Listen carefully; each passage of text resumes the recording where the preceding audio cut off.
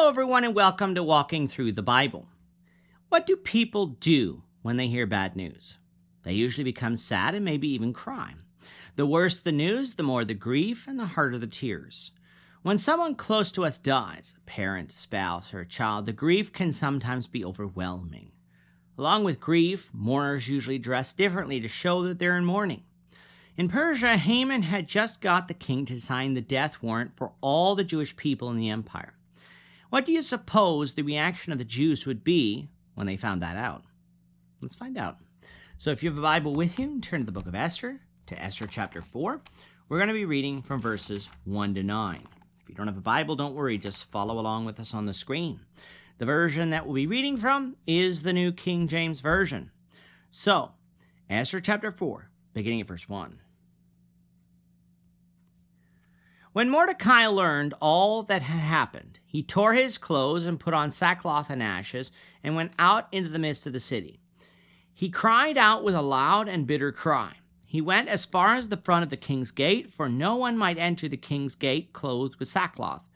And in every province where the king's command and decree arrived, there was great mourning among the Jews, with fasting, weeping, and wailing, and many lay in sackcloth and ashes. So Esther's maids and eunuchs came and told her, and the king was deeply distressed.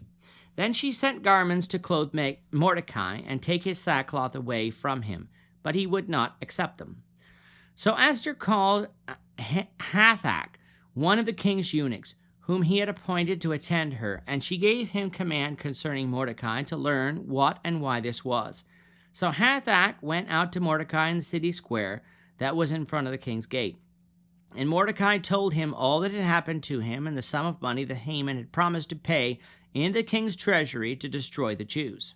He also gave him a copy of the written decree for their destruction, which was given at Shushan, that he might show it to Esther and explain it to her, that he might command her to go into the king to make supplication to him and plead before him for her people. So Hathach returned and told Esther the words of Mordecai. It's fairly safe to conclude that Haman has used trickery to convince Ahasuerus that his Jewish subjects are such lawbreakers that all of them need to die. In truth, Haman knew only of one Jew personally who had broken the king's command, Mordecai, who refused to pay homage to Haman. Mordecai's actions stem from the fact that Jews only paid homage to God and did not do so before men. Thus, Mordecai was obeying God rather than men. Might Mordecai have faced punishment for this? Yes, but only before men, not before God. Regardless, Mordecai's defiance did not justify an entire people being exterminated. And yet, that's what the king's order did. So when word of that order got around, understandably, the Jews went into mourning. There was seemingly nothing that they could do. They didn't have any army able to fight the Persians. The law of the Medes and Persians was such that even if Ahasuerus wanted to change the edict, he couldn't. To many, they almost certainly thought that they had nobody on the inside that could explain to the king of his mistake. They felt totally abandoned, even by God, who is not even mentioned by name in this section. That God's name is not mentioned doesn't mean that no Jews prayed to him in their mourning. In fact, I'm quite certain that Mordecai would have been praying. And of course, you have the priests in Jerusalem as well, whom I'm sure would have been praying.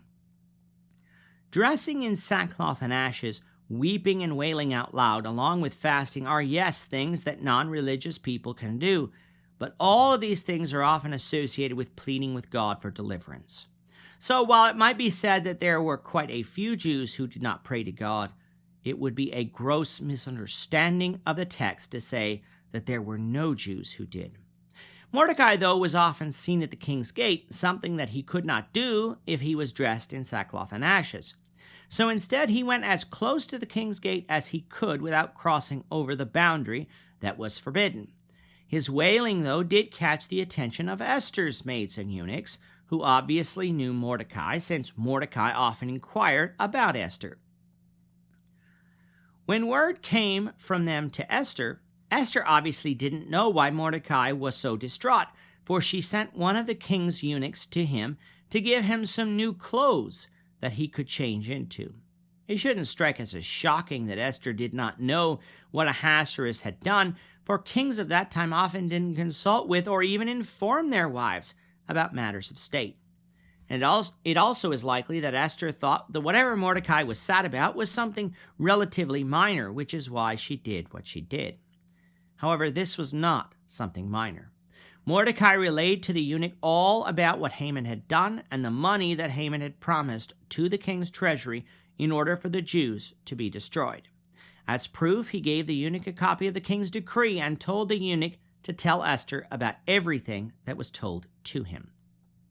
Remember, nobody knew that Esther was Jewish. The king didn't know, the king's servants didn't know, Haman didn't know, and the Persian subjects didn't know, Jews included. Only Mordecai and Esther knew, and possibly some distant relatives who likely didn't know that Esther was queen. The question is, what would Esther do with this information? We invite you back for the next lesson to find out. With that, our time is up for today. The Lord willing, we hope you'll join us for tomorrow's discussion of Esther chapter 4, verses 10 to 17, as we continue our walk through the Bible, one verse at a time. We thank you for watching Walking Through the Bible today.